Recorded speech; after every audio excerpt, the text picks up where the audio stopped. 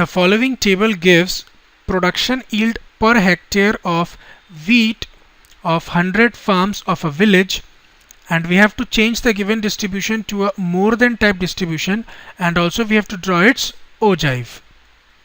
देखिए, किसी विलेज में 100 फार्म्स है जिसमें वीट का प्रोडक्शन यील्ड पर हेक्टेयर में आपको गिवन है, और इस डिस्ट्रीब्यूशन को आपको मोर देन टाइप डिस्ट्रीब्यूशन में कन्वर्ट करना है और उसके बाद उसका ओजाइव भी ड्रॉ करना है. एक एक करके देखते हैं. जो प्रोडक्शन यील्ड आपको गिवन है किलोग्राम पर हेक्टेयर में, वो आपके लिए क्लासेस का काम करेंगे, और नंबर ऑफ फार्म्स है वो FI है. मैंने इस टेबल को पहले से ड्रॉ करके रखा है. टाइम सेव करने के लिए वैल्यूज मैंने पहले से कॉपी करके रखा है जो क्वेश्चन में गिवन है.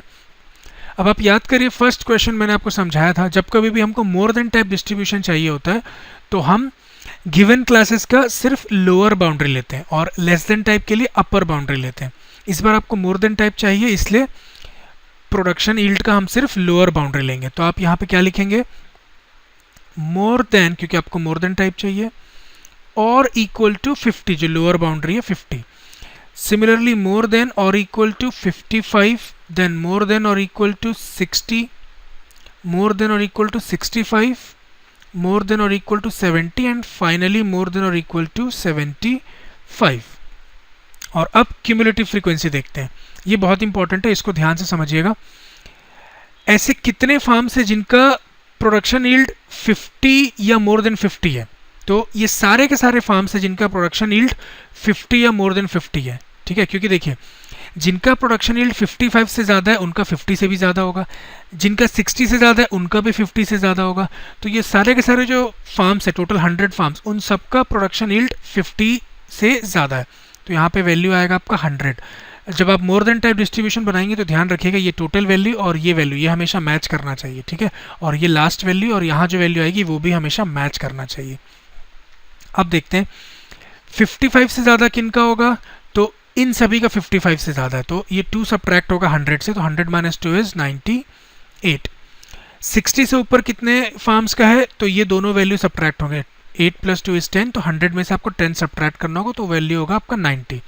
सिमिलरली 65 से ज़्यादा कितना है, तो ये तीनों वैल्यू आपको सब्ट्रैक्ट करना होगा 100 से, तो आपको मिलेगा 78.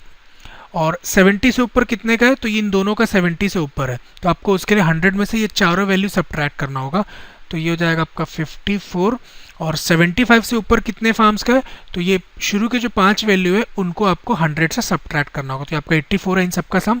100 - 84 इज 16, और ये दोनों वैल्यू मैच भी कर रहा है. तो हमने इसको गिवन डिस्ट्रीब्यूशन को मोर देन टाइप डिस्ट्रीब्यूशन में कन्वर्ट कर लिया हमने. और अब आपको ओजाइव ड्रॉ करना है. ओजाइव ड्रॉ करने के लिए क्या करेंगे, मैंने आपको फर्स्ट क्वेश्चन में भी बताया था, वाई एक्सिस पे आपका क्यूमुलेटिव फ्रीक्वेंसी होगा और एक्स एक्सिस पे आपका बाउंड्री जो भी हो. इस बार हमारा लोअर बाउंड्री, इसलिए हमने यहाँ पे लोअर बाउंड्रीज लिखा है. किनको प्लॉट करना है आपको, 50 और 100 को, 55 98, 60 90, 65 78, 70 54 एंड 75 16, इनको आपको प्लॉट करना है. ठीक, तो 50 और 100 ये आपका पॉइंट है, 55 और 98, तो x पे 55, y पे 98 ये आपको मिलेगा. देन x पे 60, y पे 90, x पे 60, y पे 90 यहाँ पे मिलेगा आपको.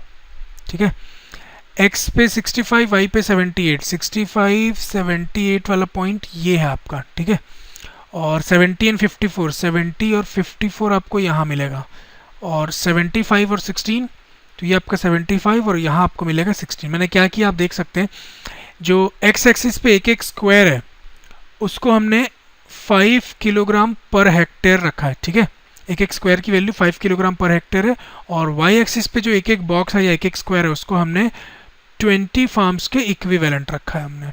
ठीक है, एक जो स्क्वायर है आपका y एक्सिस पे वो 20 फार्म्स को डिनोट कर रहा है.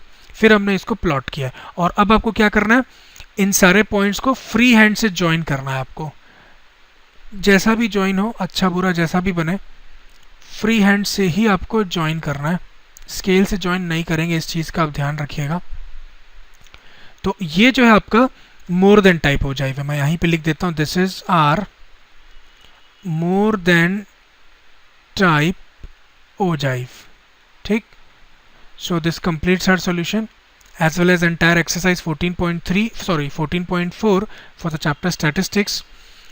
Thank you for watching. See you soon. Bye bye.